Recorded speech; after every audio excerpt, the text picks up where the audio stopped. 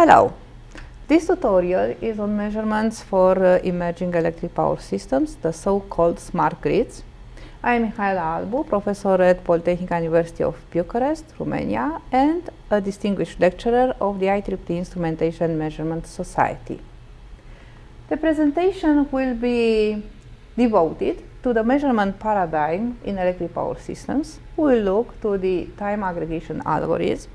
Then we will see how the information coming from measurements with different reporting rates, be those from smart meters or from Phasor measurement units, can be correlated. We will look also into one application, the hybrid state estimator, and then we will conclude with further recommended reading. Power systems, they are operating for several decades, and the energy transfer model is very simple, basically consisting from two layers, the transmission network and the distribution grid. And the energy flow is unidirectional from the transmission network towards the end user. So what has changed? Recently became economically viable to harvest the electricity from resources close to the end use. And these resources, mostly renewables, are giving the electricity with the distribution using the distributed generators, which are connected also from efficiency reasons to the low and medium voltage, which means to the distribution grid. The energy flows within the distribution grid and sometimes as reverse flow towards the transmission network. And this has been possible only with the static converters, which means that there is a much lower inertia in the system, which means that the control system needs lower time constants, and this is calling for faster measurements. At this point, let's recall that the measurement is a goal-driven process, and also the measurement result is meaningful only when the quality of the measurement process is quantified.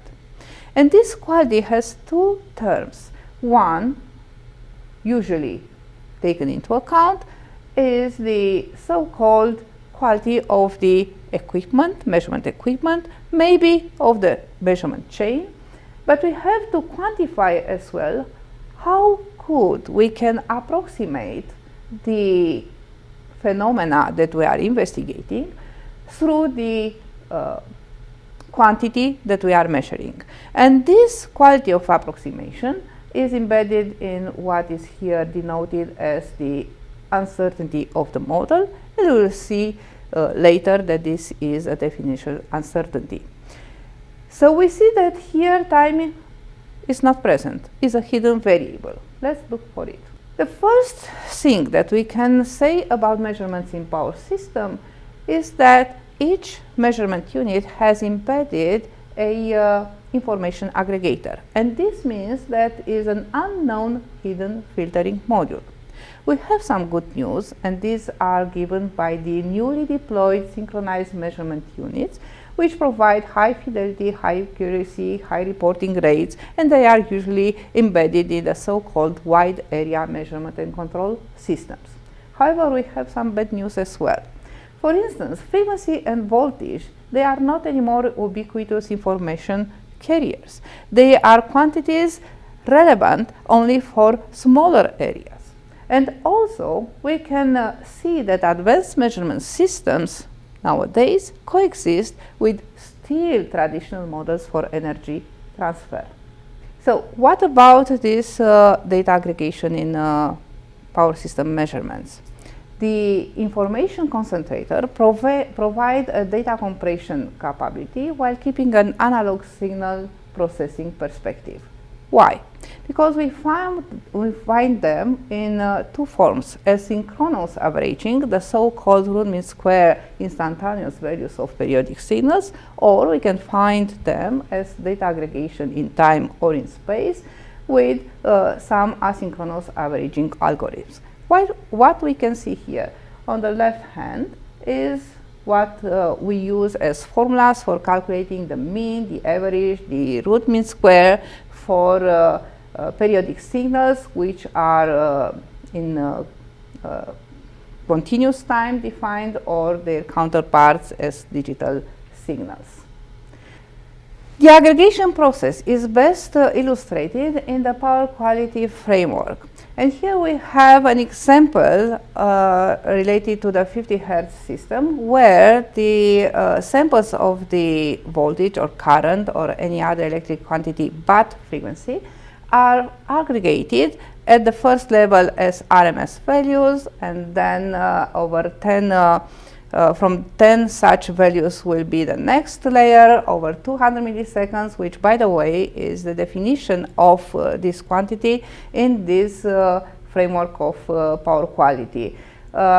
These layers of 200 milliseconds, of 3 seconds, 10 seconds, and then 10 minutes and 2 hours, they can be seen as definitions in the frame of this IEC 61430 standard. In the second example, we can see the frequency aggregation algorithm, where the difference is that here we use a linear formula, and also that we have only 2 layers, and these are corresponding to the 200 milliseconds and the 10 seconds aggregation interval. One might say that these definitions are important only for power quality phenomena, but it's not the case, because they are used in this aggregation aggregated way in some other applications, actually in most of the applications in power systems, for instance, for defining the requirements for power frequency measurement in electrical energy supply systems. Here we can see an example of the frequency measured in a very weak network with in the upper corner 50 frames per second reporting rate, which means one value every 20 milliseconds, and what is resulting after applying the averaging the proposed aggregation algorithms over 10 seconds by the standard earlier mentioned. So, by averaging the measurement result, the message, of course, becomes less sensitive to the measurement errors, and we can see this into the resulting standard uncertainty of the measurement equipment. However, we pay with a lack of significance of the quantity at the end of aggregation process, because this decimation actually introduces an additional uncertainty, and this is associated with the meaning of the resulting quantity. Therefore, this error can be related to the adequacy of the information to the model, and we can see that is a definitional uncertainty. There are some unexpected results. For instance, the randomness power with all its forms that actually shows the difference in applying the definition according to the standard for the values aggregated over a standard interval, like for 3 seconds in this example, and the common sense averaging, which means the mean computation of the same quantity. And for instance, in this example, we have a 7% difference, and there are a lot of such names introduced for quantifying this inadequacy of the definition that we use for what we measure. As said, we still have some good news, and these are coming from the synchronized measurement systems, which are a real-time backbone for the wide area monitoring, protection, and control. PMUs make measurements data available with high speed, up to 120 frames per second in the 60 Hz systems. However, they deliver an information concentrator because, to recall, Phasor is a complex equivalent in polar or rectangular form of a sinusoidal wave quantity, so we need a signal model here as well. And these Phasor measurement units are usually used together with the data concentrator, the Phasor data concentrator, and they transmit the data. But just to recall that the last mile of talking with the system is represented by the actual measurement system, actual Phasor measurement unit, and then is only data transmitted. Another key element of smart grids is represented by smart meters. We have to observe that smart meters have also a module that provides data aggregation, because although the metrological part can make available the so-called instrumentation values with reporting rates as high as 1 frame per second, usually we can have access to the information only every 15 minutes. So what is now available?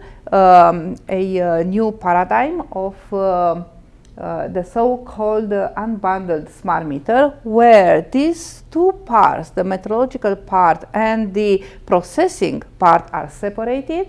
The second one is the so-called smart meter extension, so we can have access to the information without being previously aggregated, and this was demonstrated successfully into the European project Noble Grid. There are provided also the smart low-cost advanced meters in the same philosophy that can provide these high reporting rates for electricity and other electric quantities. At this point, we saw already there are several equipments, measurement equipment, that can provide with different reporting rate the same quantity. And here we see, for example, the same phase voltage RMS value measured with a microPMU, which is 100 frames per second, with a PMU 50 frames per second, and with a smart meter in the last version, as said, with 1 second per 1 frame per second. So the question is how to correlate this data coming from different ways of reporting the information, and this is depending on also on the synchronization requirements, and they provide different accuracy, different measurement capabilities. For in this table we can see the most of the measurement equipment used in electric power systems, including the intelligent electronic devices and RTUs. Seeing that, we have to find a way to correlate this information. The simplest way would be to look to the fastest measurement equipment and to apply a standard aggregation, but this would be a pity.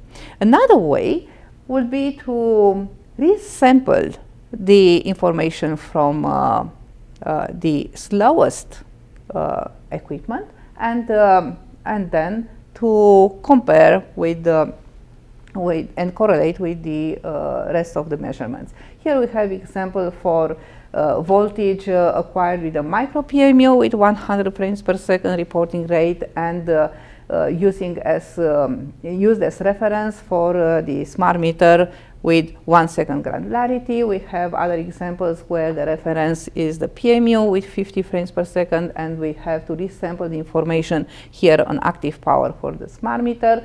And the worst case, when we have to use the PMU as reference, the highest reporting rate, and we have available the information on reactive power, in this case from a standard meter, which means granularity every 15 minutes.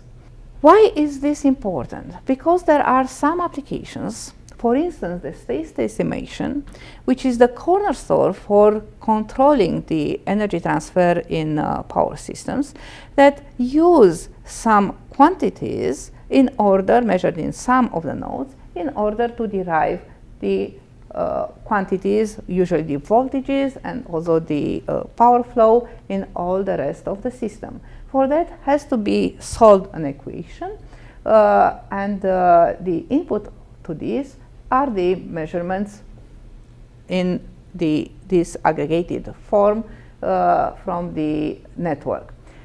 This is a classical state estimation. Once that we have the information on the grid, and we have also the PMUs, we can apply a linear estimator, which is much faster and more accurate. However, we don't have that many PMUs to deploy a linear estimator. The solution would be to combine some measurements in this aggregated form, like active and reactive powers, and coming sometimes from SCADA systems, and measurements coming from the PMUs. This combination is called a hybrid state estimator. But in order to perform this, we need to synchronize the information. So how to correlate the data from the PMUs every 20 milliseconds with data from the active and reactive, representing active and reactive power from SCADA every 3 seconds in the best case. And this is part of the issues, is one of the issues that has to be solved in state estimation.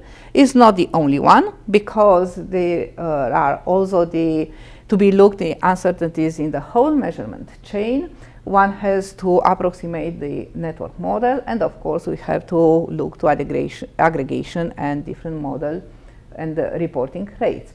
And one result shows that exactly this whole chain instrument transformer accuracy, considered in the whole chain measurement chain, impacts the hybrid state estimator accuracy.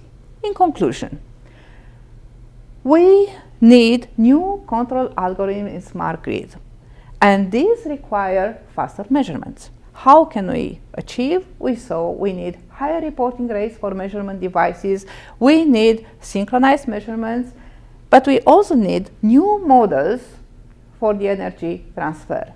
This means that we need new definitions for so-called instantaneous measurements, like frequency, like rate of change of frequency, but also we have to include the definitional uncertainty into the quality of the measurement. But we also could look into new solutions for data compression other than information concentrators like root mean square and time aggregations that we just saw, and to look to merge the measurement data with different reporting rates to obtain a significant result. If you have questions, I will be happy to answer to them. And here are some recommended papers for further reading. Thank you.